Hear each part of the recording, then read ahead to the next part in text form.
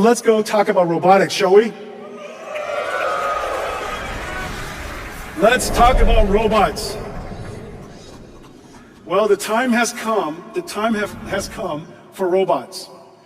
Robots have the benefit of being able to interact with the physical world and do things that otherwise digital information cannot.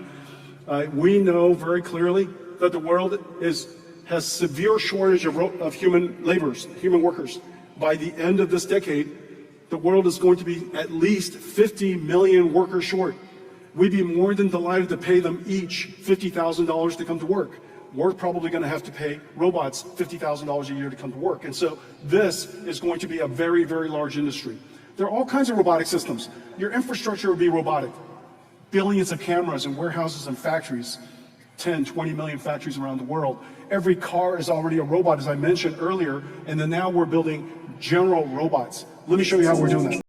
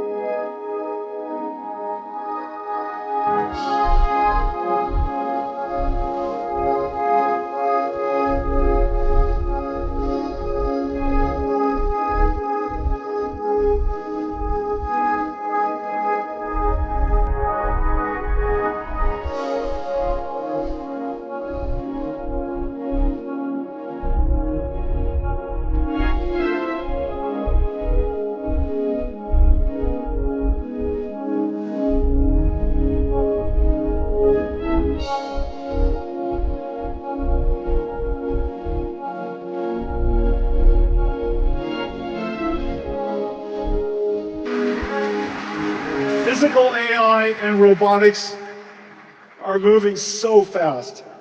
Everybody pay attention to this space. This could very well likely be the largest industry of all. At its core, we have the same challenges.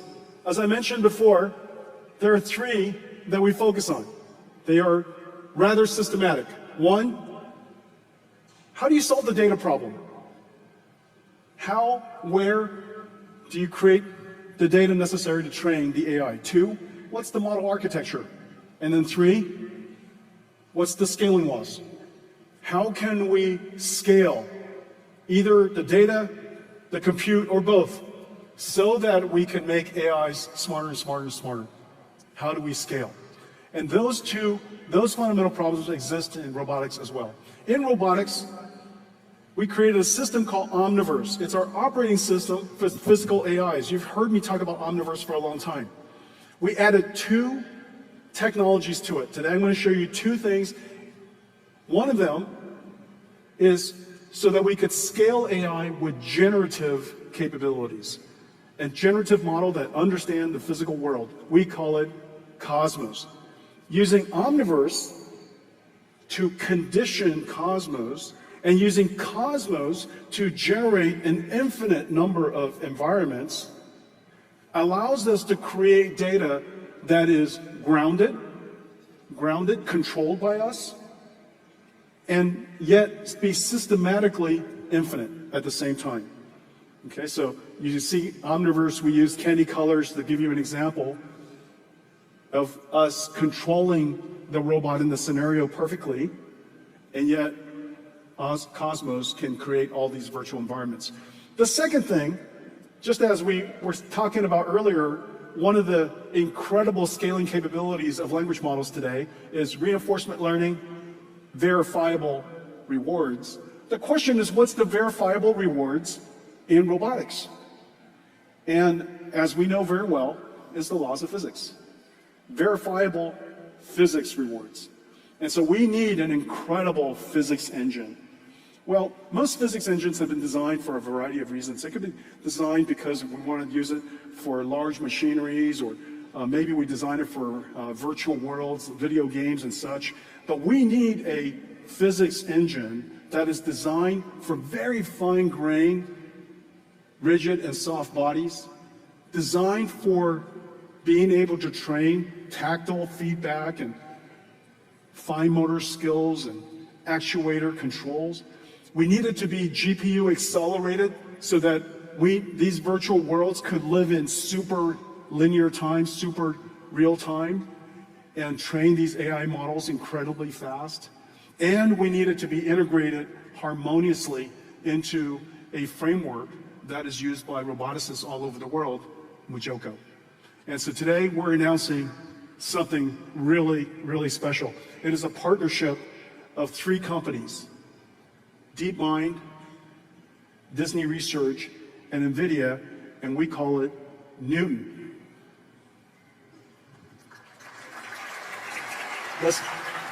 Let's take a look at Newton.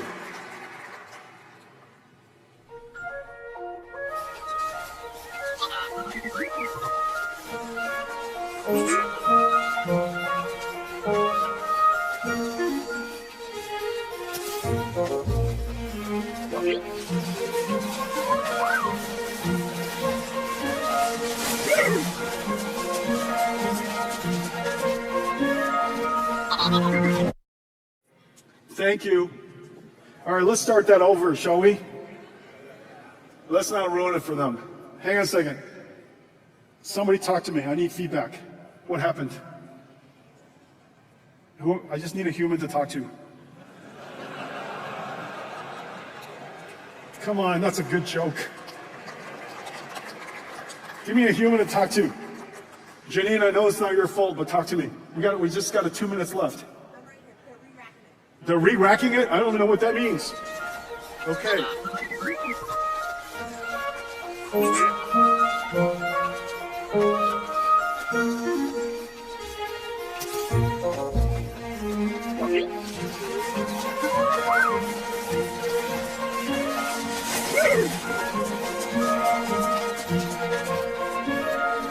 Tell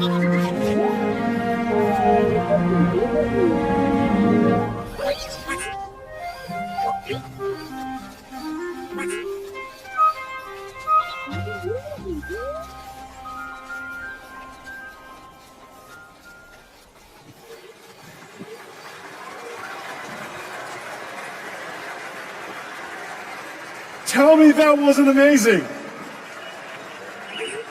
Hey, Blue. How are you doing? How do you like your new physics engine? You like it, huh? Yeah, I bet. I know. Tactile feedback, rigid body, soft body simulation, super real time. Can you imagine just now what you were looking at is complete real-time simulation? This is how we're going to train robots in the future. Just so you know, Blue has two computers, two NVIDIA computers inside. Look how smart you are. Yes, you're smart. Okay. All right. Hey, Blue, listen. How about let's take them home? Let's finish this keynote. It's lunchtime. Are you ready? Let's finish it up. We have another announcement. You're good. You're good. Just stand right here. Stand right here. Stand right here. All right, good. Right there. That's good. All right, stand.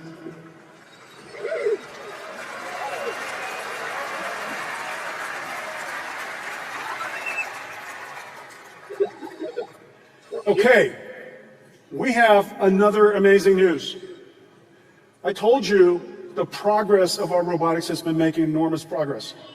And today we're announcing that GROOT N1 is open sourced.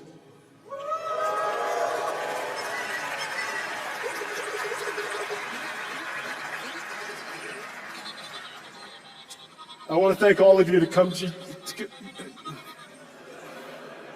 Let's wrap up. I want to thank all of you for coming to GTC. We talked about several things. One, Blackwell is in full production, and the ramp is incredible.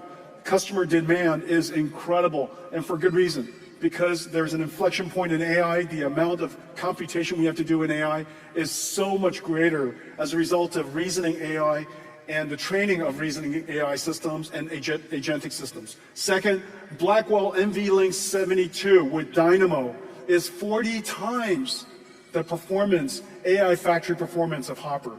And inference is going to be one of the most important workloads in the next decade as we scale out AI. Third, we have an annual